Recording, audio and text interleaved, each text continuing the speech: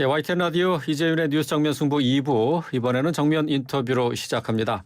자, 6.1 지방선거에서 압승한 국민의힘 이례적으로 바로 다음 날 혁신위원회를 출범시키고 국민 눈높이에 맞는 공천과 정당 개혁을 천명했는데요. 당 일각에서는 이준석 대표의 당권 경쟁을 염두한 포석으로 보는 시각도 있는 듯합니다. 자, 성일종 국민의힘 정책위 의장 연결해서 관련 내용 포함한 현안들에 대한 입장 들어보겠습니다. 성 의원님 안녕하세요.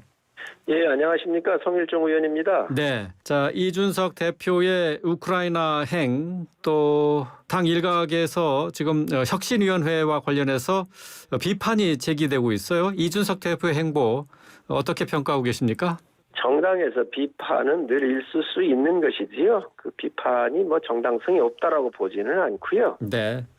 늘상 정치 행위에 대해서는 가부간에 갑론을박이 있을 수 있으니까 그렇게 그걸 비중 있게 당이 분란 있는 것처럼 비칠 필요는 없다고 생각을 합니다. 네, 얼마든지 다양한 의견이 나타날 수 있다. 그런 말씀이신데. 자, 정진석 의원의 경우는 이준석 대표의 우크라이나 행에 대해서 자기 정치라면은 보통 문제가 아니다라는 의견을 SNS에 올렸는데요. 이준석 대표 아직 임기가 1년 가까이 남아 있습니다. 이 당대표를 향한 공개적인 비판 어떻게 해석하고 계십니까? 그 또한 상당히 일리가 있는 거라고 저는 보는데요. 이제 정진석 의원은 중진 의원이시고요. 네. 또 국가의 외교적인 측면이나 인접되어 있는 국가들하고의 관계에 있어서 네. 그런 의견을 저는 자연스럽게 내실 수 있다고 보여집니다.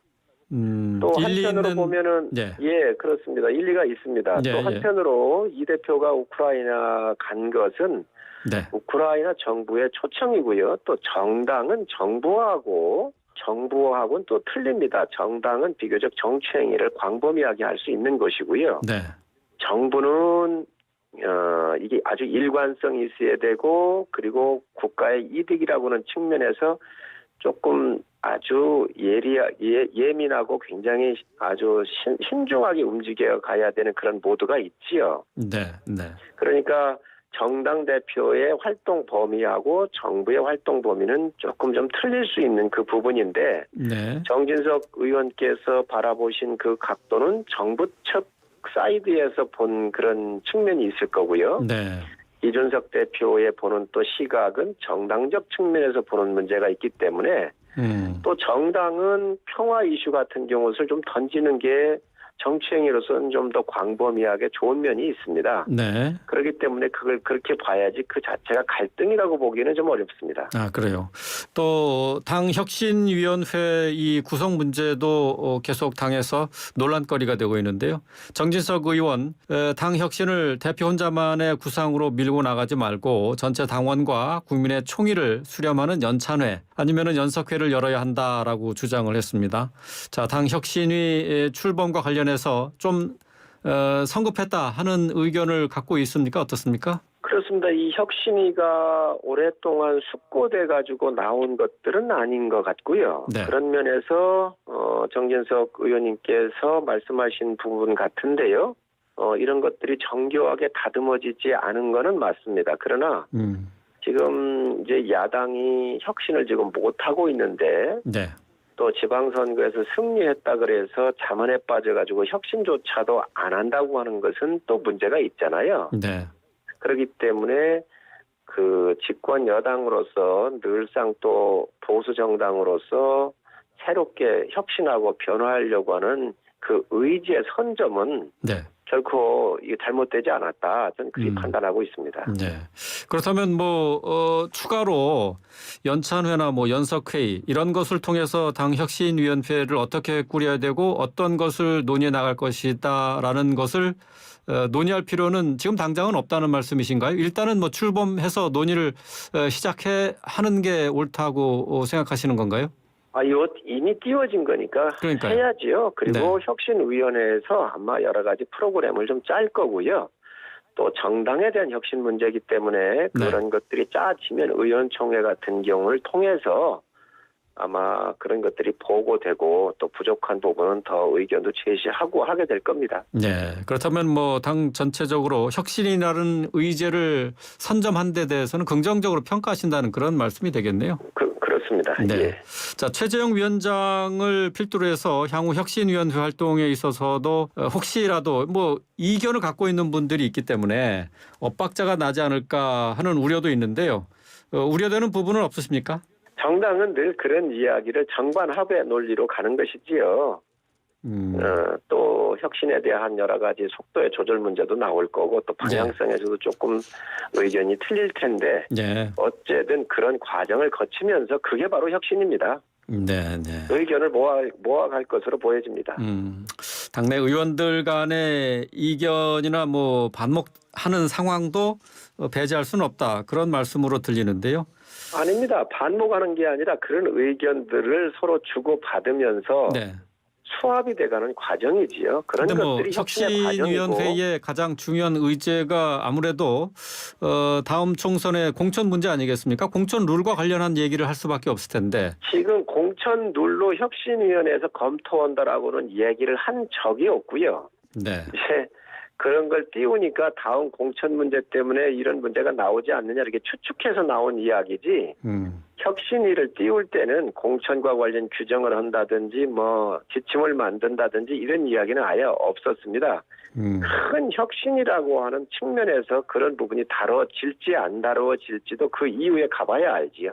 그래요. 예. 예, 그 공천 문제로서 지금 현재 당이 분란인 것처럼 얘기하는 것은 맞지 않은 일입니다. 그러면 이 당 혁신위원회에서 공천과 관련한 얘기를 전혀 논의하지 않을 수도 있습니까? 여러 가지 당의 정당 개혁에 대한 관련 문제이기 네. 때문에 일부분 속에 들어올 수도 있겠지요. 근데 어쨌든 관심은 혁신위원회가 결국은 공천과 관련한 얘기를 할 수밖에 없겠고 또 이에 대해서는 의원들마다 이해관계가 서로 다르지 않습니까? 이 결국은 뭐 그 공천 문제로 수렴되지 않을까요? 사실 공천이라고 하는 것은 인적 쇄신을 얘기를 하는 건데 네. 인적 쇄신이라고 하는 것은 결론적으로 공천할 때라야만이 인적 쇄신을 할 수 있습니다. 공천에 임박해서 할 수밖에 없다. 그렇습니다. 그런데 그러한 방향에 대해서 예. 뭐 기준점을 잡아본다든지 뭐 이런 걸 말씀하시는 것 같은데 그걸 다 포함해서 네. 예를 들면 뭐 지구당 부활에 대한 문제도 있을 수도 있고요. 청년에 대한 어떤 공천 비율이나 이런 것들을 이번 지방선거 하면서 얼마만큼 들어왔는지 여성이 얼마나 들어왔는지 이런 여러 가지 것들을 다 논의할 광범위한 큰 그 과제들이지 공천 하나만 뽑아가지고 이번에 혁신의 핵심으로 가는 것처럼 이게 논의되는 것은 맞지 않다는 말씀을 드립니다. 예, 알겠습니다. 뭐 당 혁신위원회가 뭐 들여다볼 수 있는 게 뭐 당장의 공천이 아니라 공천 룰, 그러니까 기본적인 원칙에 대한 얘기이기 때문에 이거에 대해서는 뭐 논의가 있을 거라고 다들 예상하고 있어서 그에 대해서 여쭤봤습니다. 예. 자, 계속해서 이번엔 이준석 대표와 관련된 내용인데요.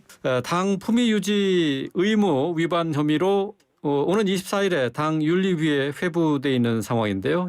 여기서 징계가 나오면은 당 대표직을 유지할 수 있겠는가 이런 얘기들이 나오고 있습니다. 이 부분은 어떻게 생각하십니까? 글쎄 여기에 당 품위 유지 위반이라고 그러는데 전 이 말이 정확하게 뭔지는 모르겠어요. 지금 뭐 성상납 이렇게 자꾸 얘기를 하고 하는데 네네. 피해자가 있거나 네. 지금 경찰 조사가 진행 중인 것 같은데 결론이 나온 것도 없지 않습니까? 지금 현재 나와 있는 거는 증거인멸 교사 의혹, 증거인멸 교사 의혹이 있잖아요. 그러면 그거에 대해서 소명을 들어보거나 그거에 대해서 조사가 필요한 것이지 여기에서 본인의 여러 가지 이런 것도 그 소명 기회도 없고 그냥 윤리위에서 판단하겠다고 하는 것은 문제가 있는 것이지요. 지금 24일까지 시간이 있잖아요. 예. 그러니까 그 사이에 당에서 관련한 내용들을 들여다보고 24일 날 회의에 이 관련한 얘기를 논의하는 것 아닙니까? 그러게 이거 같은 경우도 뭐 6월 2일 날 한다고다가 24일로 연기된 거 아닙니까? 네네. 자, 그런데 이거에 대한 것들도 그 경위부터 알아볼 사항이지 무조건 윤리를 열어서 회부되고 뭐 당대표를 하고 할 사항은 아니라는 거지요. 네, 예, 알겠습니다. 자, 계속해서 이제 정미경 최고위원과 관련한 내용도 문제거리로 등장을 했는데요. 분당을 당협위원장으로 내정이 된 것을 두고 논란이 일고 있습니다.